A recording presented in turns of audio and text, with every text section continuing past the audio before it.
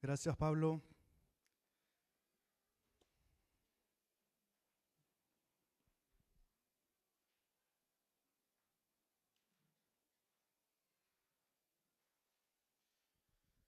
Dios les bendiga, hermanos. Qué bueno estar nuevamente acá con ustedes. Ya tenía rato de venir en la tarde, así que es agradable volver a ver muchas caras. Vamos a tratar de venir más en la tarde también para compartir con ustedes. Hermanos, vamos a continuar con la serie de reflexiones que hemos ido viendo los domingos anteriores con respecto a Jesús siendo cuestionado por los fariseos, los saduceos, los herodianos, los sacerdotes y ancianos.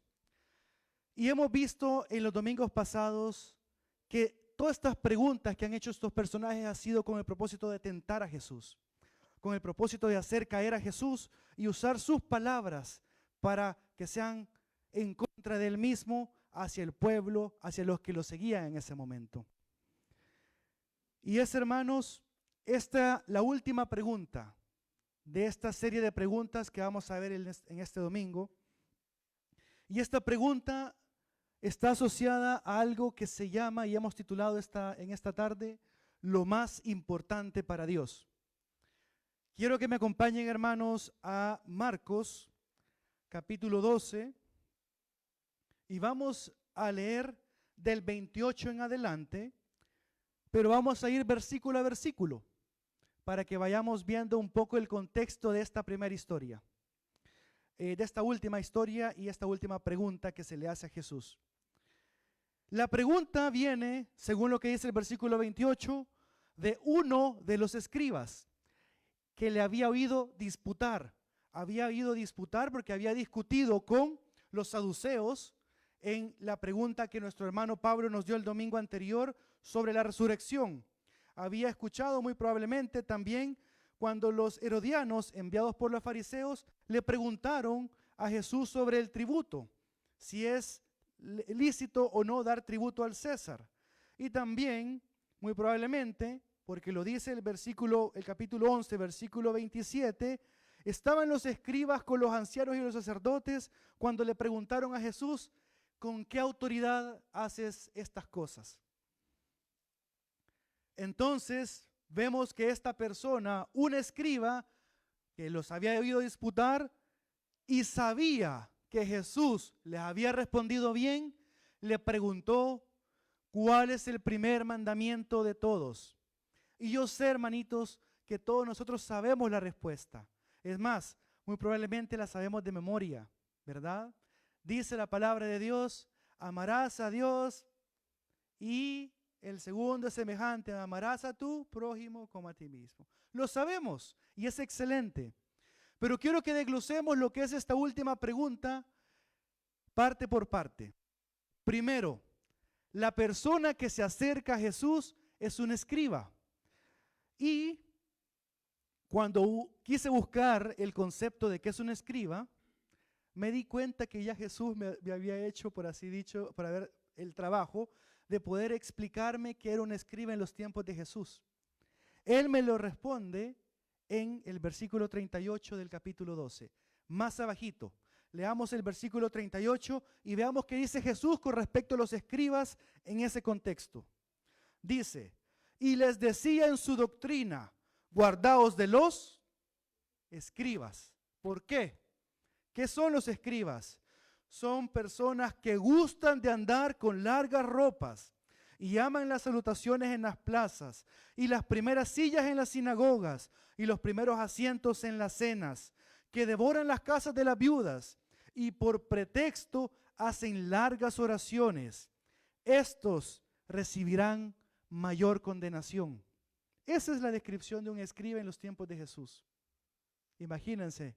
Es una persona que le gustaba andar en las plazas para que lo saludaran, le hicieran reverencia, qué sé yo. Cuando llegaba el momento de ir a la sinagoga, eran los que sentaban en las primeras sillas, el VIP, y se aprovechaban devorando las cosas, en las casas de las viudas. ocupaban como excusa visitar a las viudas y qué sé yo, lo que humildemente habían conseguido, ellos se aprovechaban y lo consumían. Y hacían estas largas oraciones para ser vistos por los demás. Esos escribas son en el contexto de Jesús. Pero hay una particularidad de este escriba. Este escriba dice que iba él a preguntarle y vemos que esta pregunta rompe el patrón de las otras preguntas que le habían hecho anteriormente. Quiero que me acompañen, capítulo 11, siempre de Marcos, al versículo 28.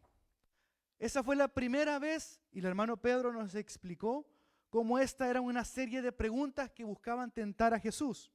En esta pregunta vemos al final del 27 que se acercaron los principales sacerdotes, los escribas y los ancianos, y le dijeron, versículo 28, ¿con qué autoridad haces estas cosas? ¿Y quién te dio autoridad para hacer estas cosas?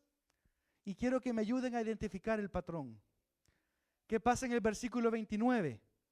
Jesús respondiendo les dijo, ok, me hiciste una pregunta a mí, os haré yo también una pregunta. Respondedme y os diré con qué autoridad hago estas cosas. Entonces la pregunta de estas personas hacia Jesús se convirtió en ¿cuál respuesta? ¿Qué fue lo que respondió Jesús a estas personas? Lo respondió con otra pregunta. Acompáñeme a capítulo 12, versículo 14. Aquí ya son los fariseos que mandaron a los herodianos y le dicen los herodianos, viniendo ellos le dijeron, Maestro, sabemos que eres hombre veraz y que no te cuidas de nadie, porque no miras la apariencia de los hombres, sino que con verdad enseñas el camino de Dios. Viene la pregunta de los herodianos, ¿es lícito dar tributo a César o no? ¿Daremos o no daremos? Vemos lo que dice el siguiente versículo. Mas él, percibiendo la hipocresía de ellos, les dijo, ¿por qué me tentáis? Y más abajo en el versículo 16 le dice, ¿de quién es esta imagen y la inscripción? Entonces, a la pregunta que le hicieron los herodianos, ¿cómo respondió Jesús a esa pregunta? Con otra pregunta. Acompáñeme, vamos a ver si el patrón continúa. Acompáñeme con capítulo 12, más abajo, versículo 23. Cuando estaban los saduceos con un caso muy hipotético, muy rebuscado con respecto a la resurrección, y le preguntan los saduceos, en la resurrección, versículo 23, pues, cuando resuciten, ¿de cuál de ellos será ella mujer? Ya que los 7, hablando de los hermanos, la tuvieron por mujer. Esa fue la pregunta de los saduceos, ¿verdad? Y Jesús, dice en el 24, entonces respondiendo Jesús les dijo, ¿no erráis por esto? ¿Por qué ignoráis las Escrituras y el poder de Dios? La respuesta de Jesús a esa pregunta fue otra pregunta. Es un patrón, pero esta pregunta es distinta a las demás y vamos a entender más adelante el por qué. Entonces, hermanos, ya sabemos el contexto del escriba en los tiempos de Jesús. Acompáñenme a la siguiente diapositiva. Pero ahora sí quiero que veamos cuál es el deber ser de un escriba. Los escribas, según lo que dice, lo que su función era, son personas o eran personas estudiosas de la ley. Estudiaban las escrituras y se conocían como intérpretes de la ley.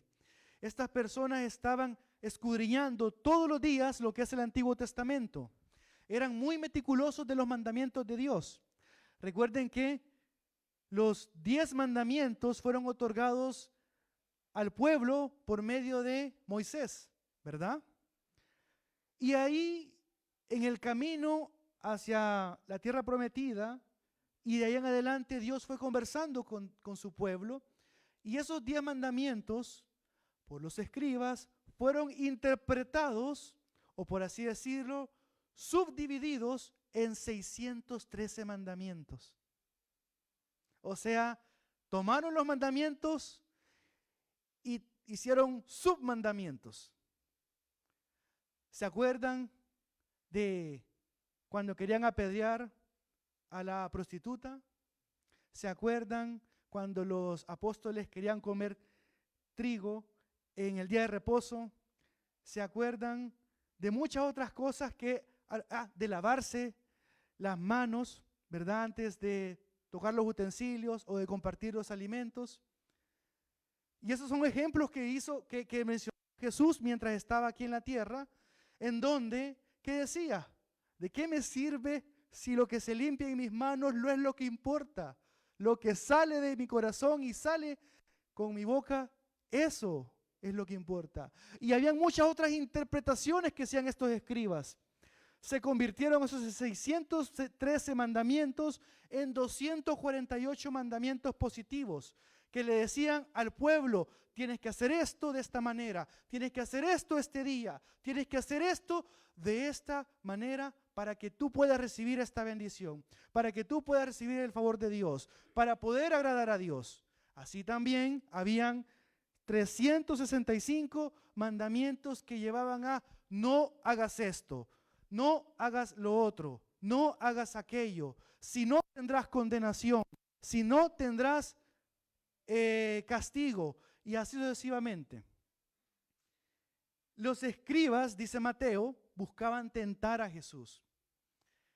Y hermanos, al ser muy estudiosos de la ley, estos 613 mandamientos ya de por sí eran una discusión constante en los escribas, porque dentro de ellos estaba la disputa: ¿cuál de esos 613 mandamientos era el más importante? Entonces ahí podemos vislumbrar un poco más que esta pregunta es distinta a las anteriores. Si bien es cierto, las otras preguntas buscaban tentar a Jesús, el escriba también buscaba escuchar la perspectiva de Jesús con respecto a la disputa que ellos tenían por no sé cuánto tiempo sobre cuál de estos 613 mandamientos, si tenía que cumplir de esos 613, cuál era el más importante. Esa es la disputa la que tenían. Entonces, tenía un sentido más allá de solamente tentar a Jesús esta pregunta. ¿Y por qué lo digo? Porque en el transcurso de esta historia vamos a ver algo interesante de la conversación de Jesús con el escriba. Así que, hermanos, teniendo eso en consideración, la otra parte que quiero que entendamos es que esta es la última pregunta de esta serie de preguntas que le hicieron. Sabemos quiénes son los escribas, lo que vemos en el versículo 38. Y hermanos, la siguiente pregunta que le va a hacer alguien más, que no es parte de sus seguidores, la hará Pilatos en Marcos 15, del 1 al 5. Y la pregunta que le hará es, no lo busquen: ¿eres tú el rey de los judíos? Quiere decir, hermanos, que estamos llevando al clímax, a la finalización de 3 años de servicio de Dios, de Jesucristo aquí en la tierra para este plan perfecto. Estamos aproximadamente a 3 días de que Él entregue su vida por nosotros. Y en ese contexto, el escriba le preguntó: ¿cuál es el primer mandamiento de todos? Veamos lo que responde Jesús. Siguiente, por favor. Jesús le respondió con otra pregunta, ¿o no? Aquí rompió el patrón.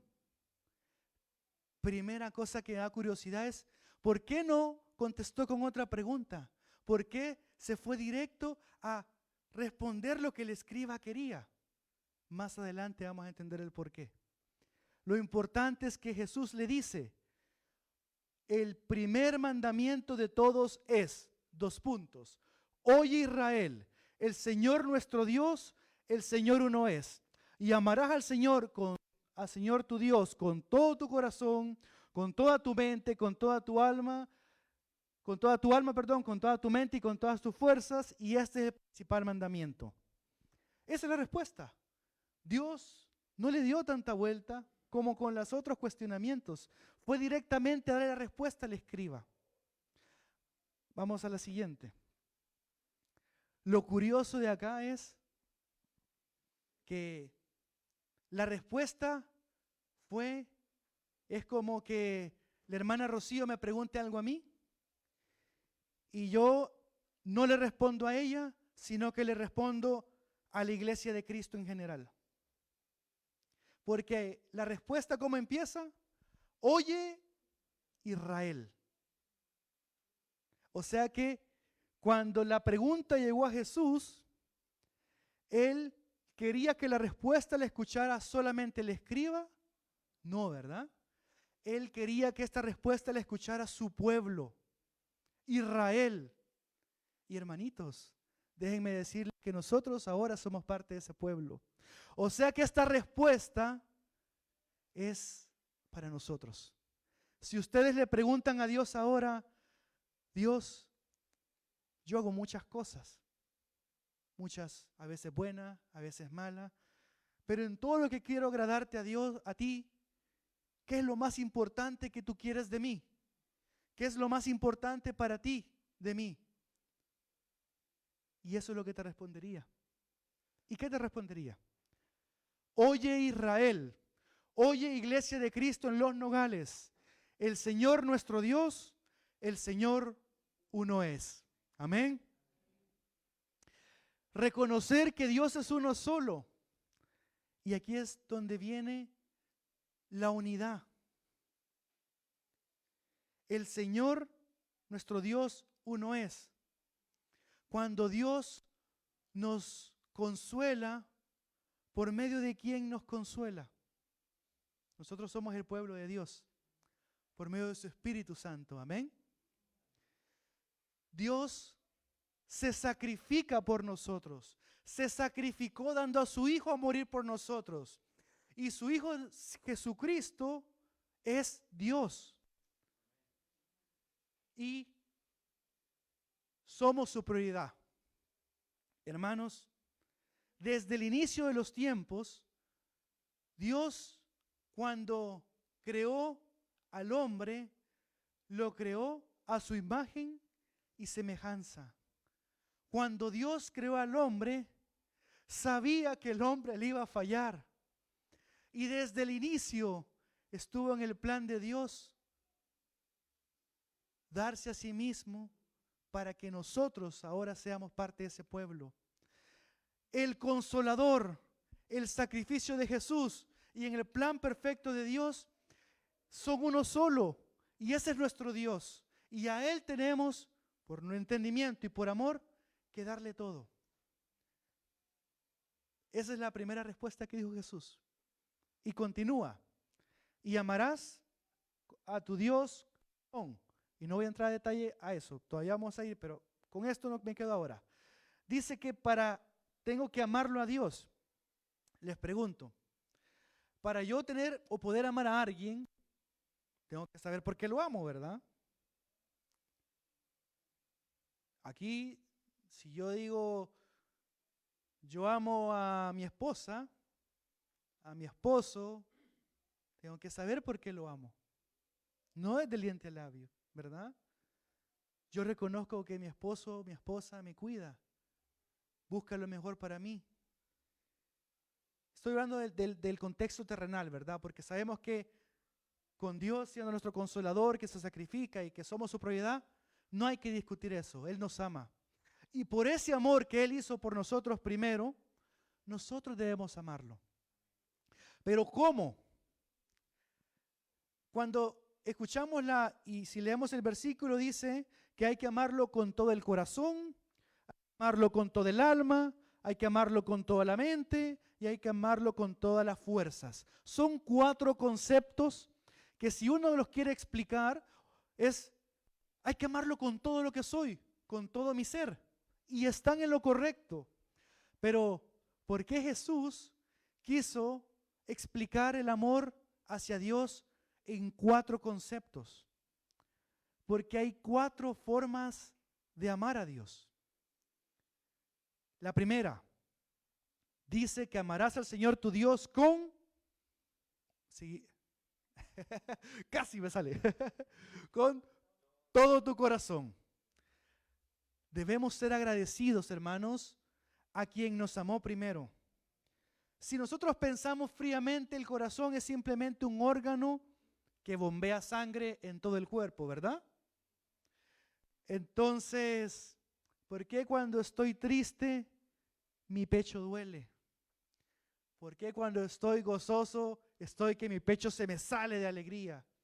¿Por qué cuando estoy ansioso siento que el pecho se me aprieta? De alguna manera, hermanos, que no sé cómo explicarlo, el corazón, y nosotros lo hemos visto en la Biblia, lo hemos visto en escritos, también, qué sé yo, en poemas, incluso en películas, el corazón emana una sensación emotiva, ¿verdad?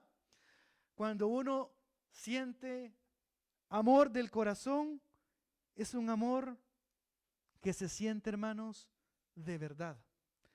Y cuando dice que amarás al Señor con todo tu corazón, es que uno tiene que amar desde adentro hacia afuera, no de diente a labio. Y la siguiente que dice es, amarás a tu Dios con toda tu alma. Yo les pregunto, hermanos, para mí fue difícil al momento de estar estudiando esto, ¿cómo es amar con el alma? ¿Podemos amar con el alma? Como que es difícil llegar a comprender cómo uno puede amar con el alma.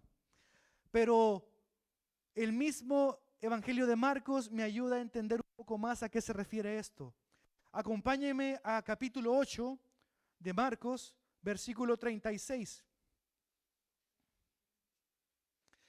Aquí estamos hablando cuando Jesús por primera vez anuncia su muerte y Pedro trata de reconvenirle, le dice, apártate de mí, Satanás, y más adelante le dice en el 35, porque todo aquel que quiera salvar su vida la perderá, y todo aquel que pierda su vida por causa de mí y del evangelio la salvará.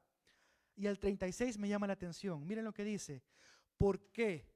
¿Qué aprovechará al hombre si ganare todo el mundo y perdiere su alma? Entonces, el alma es algo que se entrega para salvación o se entrega para perdición. Si yo digo que amo a Dios con toda mi alma, significa que yo debo de entregarle el ¿qué? Mi alma a Dios. Amén. Y eso, hermanos, es para Dios. Dice el 36, ¿qué aprovechará el hombre si yo ganare todo el mundo? Si yo me hago millonario, si yo me hago de fama, si yo me hago de muchas cosas, pero nunca quiero ni escuchar a Dios y nunca escucho a Dios. Gano todo el mundo, pero pierdo mi alma. Entonces, hermanos, debemos reconocer que esa alma fue comprada en la cruz del Calvario por Jesucristo. Jesucristo dio su vida para que esa alma ahora pueda ser parte de ese pueblo, en donde Jesús dijo, oye Israel, amarás a Dios con toda tu alma. Y los otros 2 conceptos son mucho más fáciles de explicar. Con toda tu mente y con todas tus fuerzas. Claro, cuando uno dice amarás a Dios con toda tu mente, inmediatamente viene el entendimiento con la intelectualidad, el comprender qué es lo que Dios quiere de uno. Y con todas tus fuerzas quiere decir con toda mi energía, con toda la forma en la que yo puedo obrar y servir a Dios y cumplir su voluntad. A eso se refiere el amor con toda la mente y con todas las fuerzas. Y hermanos, como bien dice el versículo, esto es lo primordial, lo más importante para Dios. Amén. Un dato curioso, y se los comentaba a los hermanos en la mañana. Cuando estaba haciendo el bosquejo y la reflexión y esta diapositiva, yo había terminado hasta acá y después iba a seguir a la siguiente parte de los versículos. Pero empecé a revisar, como a repasar para prepararme, porque créanme que para mí es un honor estar acá y le pido a Dios que me ayude a que esto sea de bendición para todos nosotros. Cuando estuve estudiándolo, me di cuenta de que dije, aquí hay algo más, aquí hay algo más que eso. Y es una manera también de poder entender o reflexionar sobre este primer mandamiento. Quiero que vayamos entonces a lo que pude observar. La primera parte dice, oye Israel, el Señor nuestro Dios, el Señor uno es. Les pregunto, ¿quién está hablando esto? Jesús, ¿verdad? Jesús es Dios. O sea que lo que está saliendo de su boca es palabra de Dios. La palabra con la que empieza es oye, Israel. Oír la palabra de Dios. El sembrador salió a sembrar. Me acordé de esa reflexión, ¿se acuerdan? Menciona 4 tipos de tierra, pero en todas hubo un tema en común. Escucharon la palabra, oyeron la palabra. Oye Israel, palabra de Dios. Y sigue, la siguiente parte es, y amarás al Señor tu Dios. ¿Pero por qué debo de amarlo? Porque entiendo lo que ha hecho por mí. E inmediatamente después de entender lo que ha hecho por mí, ¿qué pasa? Y lo hemos visto en muchos ejemplos de conversión al Nuevo Testamento. ¿Qué es aquello que se constrite, aquello que se compuje, aquello que se resiente cuando entiende que Dios vino a mandar a su Hijo a morir por nosotros? Nosotros, siendo pecadores, tuvimos esa misericordia de Dios. ¿Qué pasa con nuestro corazón? ¿Qué pasa con nuestro ser? Nos arrepentimos. ¿Y qué pasa inmediatamente después del arrepentimiento? ¿Qué es lo que confesamos? ¿Qué es lo que entregamos a Dios por medio del bautismo? El alma. Y hermanos, y no termina con el bautismo. ¿Qué pasa después de bautizarnos? ¿Qué es lo que hace un recién convertido?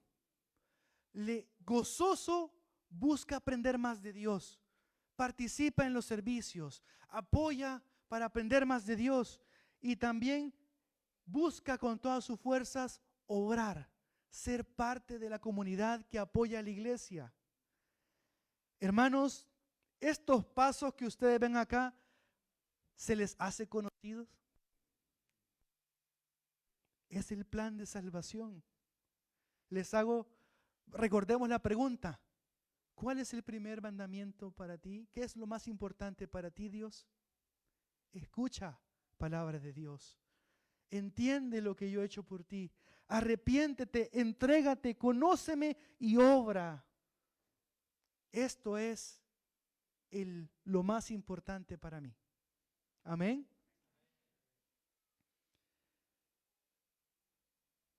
Tenemos visitas. Es muy importante lo que ustedes están haciendo hoy. Escuchar la palabra de Dios es un primer paso para una felicidad eterna junto con Él. Y nosotros que somos cristianos y que pasamos por eso, los felicito. Lo más importante para Dios es que ustedes llegaran a Él y ahora podemos decir que lo hemos hecho. No termina ahí, ojo, pero ya hicimos el primer paso, el paso más importante de nuestras vidas. Y hermanos, esto no termina acá. Veamos qué sucede después. Adelante, por favor. Jesús le respondió, este es el primer mandamiento de todos. ¿Por cuántos mandamientos le pidió el escriba? Por 1. ¿Y cuántos le dio de Jesús? 2. Y el segundo es semejante. Amarás a tu prójimo como a ti mismo. Y no hay otro mandamiento mayor que estos. Entonces, ¿por qué El escriba le pidió 1 y Jesús le dio 2. Siguiente, por favor. Este segundo dice él que es semejante. Quiere, hermano, decir que Dios busca que este amor tenga la misma importancia que tuvo para nosotros, para con nuestro prójimo. En otras palabras, siguiente. Si yo amo a mi prójimo como a mí mismo, acuérdense que la respuesta fue, oye Israel. No dijo, oye Egipto, ¿verdad? Porque quizás hubiera sido una respuesta distinta. Su pueblo era Israel. Oye Israel, oye tú iglesia de Cristo de Nogales, oye tú que has sido y que has conocido que me has conocido a mí, que me has aceptado, que te has bautizado, a ti te digo, amarás a tu prójimo como a ti mismo, porque por amor tú te entregaste en completo a mí, yo, Dios. Tú tienes que buscar que toda persona también me ame de igual manera, porque así te amaste tú. Amén, ¿verdad? Cuando uno escucha este segundo mandamiento, amarás al prójimo como a ti mismo, inmediatamente uno va hacia la ayuda física, ayudarle con comida, ayudarle con consolación, ayudarlo en la enfermedad. Hermanos, eso es excelente, eso debe ser así. Pero si amamos a esa persona, hay algo más que es primordial para Dios, que es que también, como nosotros lo conocimos a Él, que ellos conozcan de Dios también. Si yo realmente amo a mi esposa, que no es cristiana, yo debo de buscar que ella conozca de Dios y lo ame como yo lo amo, porque yo también me amo y amo el amor de Dios en mí. Si yo amo a mis hijos, yo voy a buscar que ellos también aprendan del amor de Dios como yo lo he aprendido. Si yo amo a mis padres, yo voy a buscar también lo mismo. Y hermanos, no hay nada más que eso. Los 613 mandamientos que tenían los escribas se convirtieron en 2. No hay nada más que eso. Cumple eso. Dios quiere que lo amemos a Él y por amor al prójimo también debemos buscar que el prójimo conozca de ese amor. Amén. Entonces, hermanos, después de la respuesta de Jesús, veamos qué sucede. Adelante, por favor. El escriba le responde. El escriba dice lo siguiente. Entonces el escriba le dijo, bien, maestro, verdad has dicho, que uno es Dios y no hay otro fuera de Él, y el amarle con todo el corazón, con todo el entendimiento, con todo el alma y con todas las fuerzas, y amar al prójimo como a uno mismo, es más que todos los holocaustos y sacrificios. Cuando uno lee esto puede decir, ay, pero lo único que hizo fue repetir lo que dijo Jesús, ¿verdad? Pero no. Si uno se da cuenta, por la reacción de Jesús a lo que menciona el escriba, que lo vamos a ver más adelante, podemos ver algo que el escriba adicionó a la respuesta de Jesús. Dijo exactamente lo que dijo Jesús. Dios es uno solo y hay que amarlo con todo el corazón, con todo el entendimiento, con todo el alma, con todas las fuerzas y amar al prójimo como a uno mismo. Exactamente lo mismo que dijo Jesús. Pero el escriba dijo, esto que has dicho tú, maestro, es más que todos los holocaustos y sacrificios. Entonces, esa última parte me dejó pensando, ¿cuál es la diferencia entre un holocausto y un sacrificio? Yo sé que muchos la sabemos, pero igual lo quiero traer acá para que lo podamos ver. Hermanos, en Levíticos, capítulos del 1 al 7, podemos ver cómo Jehová instruye a su pueblo para realizar holocaustos, cómo tiene que hacerlo, de qué manera tiene que hacerlo y con qué propósito. Y de igual manera vemos cómo explica cómo hacer sacrificios. No vamos a ver los 7 capítulos, solo quiero mencionar algunos puntos principales. Primero, el holocausto era exclusivamente para reforzar el ruego y alabanza a Dios. El holocausto era específicamente y 100% exclusivo para Dios.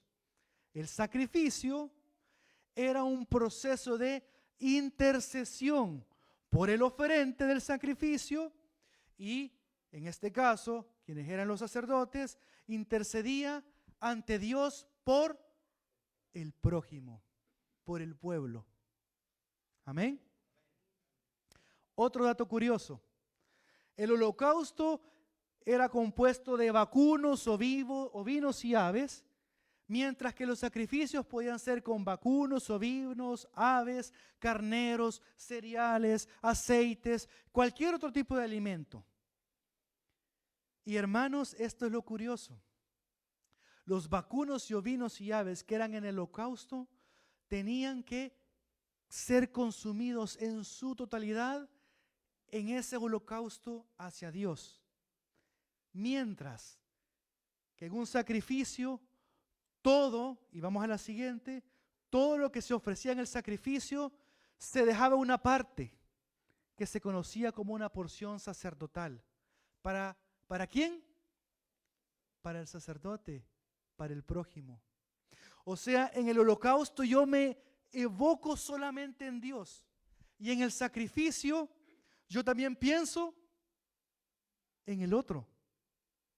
Entonces me da a entender que el escriba, cuando estaba escuchando a Jesús hablar, acuérdense que ellos eran estudiosos de la ley. Entonces en su momento él estaba pensándose todo el Antiguo Testamento y llegó a la conclusión que lo que dijo Jesús se resume que todos los holocaustos que equivalen el amor a Dios y todos los sacrificios que equivalen el amor al prójimo, lo que dijo Jesús es aún más que eso. Es más que todos los holocaustos y todos los sacrificios. El escriba, si bien es cierto, dice Mateo que buscaba tentarle al inicio, terminó aprendiendo una gran lección y entendió que lo que había dicho Jesús era mucho más importante de lo que decía Levíticos 1 y 7. Y muy probablemente en su mente, wow, tengo 613 mandamientos y la verdad que lo más importante es esto. Estaba perdido, tengo que enfocarme en esto. Es lo mejor. ¿Por qué les digo esto, hermanos? Por la reacción de Jesús. Siguiente, por favor. Miren cómo reacciona Jesús. Jesús entonces, viendo que había respondido sabiamente, le dijo: no estás lejos del reino de Dios. Este es el primer caso de una serie de preguntas que se le hicieron en donde recibimos esa respuesta de Jesús. En las otras respuestas, ¿cómo reaccionaba Jesús ante las preguntas de los fariseos, de los saduceos, de los herodianos? Eran para ti, ¿por qué me tentáis? ¿Por qué me erráis? ¿Por qué? Y a él le dijo, para empezar, él respondió: bien, maestro, verdad has dicho. Y dio discernimiento a su respuesta. Y eso le hizo entender a Jesús de que él no solamente estaba escuchando por escuchar, sino que estaba escuchando para entender.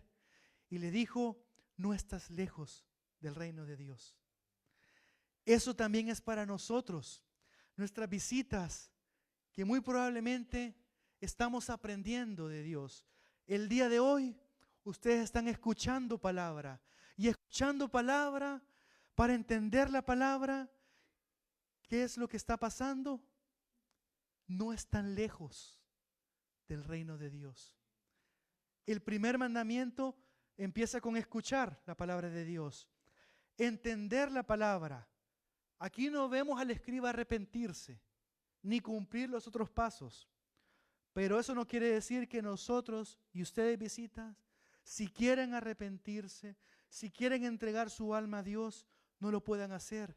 No, todo lo contrario. Eso es lo más importante para Dios. Ustedes ahora no están lejos de Dios, pero están a unos cuantos pasos de llegar a ser parte de ese reino.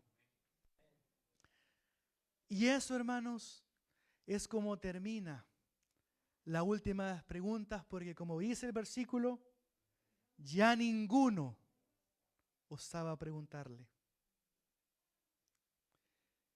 Hablé mucho sobre nuestras visitas, sobre el plan de salvación. Y en efecto, cualquier duda, cualquier comentario, acérquense a los hermanos evangelistas, a los hermanos líderes, que con gusto van a sentarse con ustedes para que, por amor a ustedes, por amor al prójimo, aprendan más de ese amor. Pero para nosotros, hermanitos, hay tarea para la casa. La tarea la encontramos en Deuteronomio, versículos del capítulo 6, versículos del 4 al 9. Esto le dijo Jehová, Dios Padre. Oye Israel, Jehová nuestro Dios, Jehová uno es. Se parece, ¿verdad? Como que si fueran igualitos, como padre e hijo. Dijeron casi exactamente lo mismo. Y amarás a Jehová tu Dios con todo tu corazón y de toda tu alma y con todas tus fuerzas. Se lo dijo al pueblo. Oye, iglesia de Cristo, en Los Nogales, harás lo siguiente. Estas palabras que yo te doy, las repetirás. Y estas palabras que yo te mando hoy estarán sobre tu corazón. Y ojo, esta es la tarea para la casa, las repetirás a tus hijos y hablarás de ellas estando en tu casa y andando por el camino y al acostarte y al levantarte, y las atarás como una señal en tu mano y estarán como frontales en tus ojos, entre tus ojos, y las escribirás en los postes de tu casa y en tus puertas. Está difícil la tarea, ¿eh? Llevémoslo a nosotros en la iglesia. El primer mandamiento y el segundo, que es semejante, debemos guardarlo en nuestro corazón y repetirlo a las personas que amamos, como nuestros hijos. ¿Qué padre no ama a su hijo? Y no solamente a los hijos, y hablarás de ella estando en tu casa, a tu padre, a tu madre, a tu hermano, a tu tío, el vecino, si solo pasa en la casa, al vecino también le vamos a decir lo importante de esto. Y no solamente eso, sino cuando yo ande en la calle, donde vaya, que se refleje que el amor de Dios que vino a mi vida, y porque yo amo a mi prójimo, lo voy a proclamar también. Al acostarme y al levantarme, cuando yo me acueste, pensar y agradecer en Dios. Cuando yo me levante, encomendar mi camino a Dios, porque de Él, acuérdense, Él es nuestro Dios y es uno solo. Y las atarás como señal en tu mano. Con las manos, ¿qué hacemos, hermanos? Actuamos, hacemos cosas, que todo lo que hagamos, se puede poner una señal ahí, pero la idea es que todo lo que hagamos con nuestras manos, todo nuestro ser, todo nuestro actuar, tenga el amor de Dios. Como frontales entre tus ojos. Y lo vimos en la clase de matrimonios, que la tentación entra por los ojos. Nuestros ojos, todo lo que vemos, sea con agrado a Dios, para amarlo a Él, porque Él nos amó primero. Y las escribirás en los postes de tu casa, que tu casa sea un refugio para que todos aquellos que conozcan y quieran conocer de Dios lo puedan hacer, porque así como tú conociste de Dios, hay muchos más que deben conocerlo. Y en tus puertas, toda puerta que se abra es por amor a Dios y es gracias a Dios. Y termina con lo último que mencionó Jesús, que no lo dice Deuteronomio: amarás a tu prójimo como a ti mismo. Y con eso, hermanos, respondemos la pregunta: ¿qué es lo más importante para Dios? Que Dios les bendiga.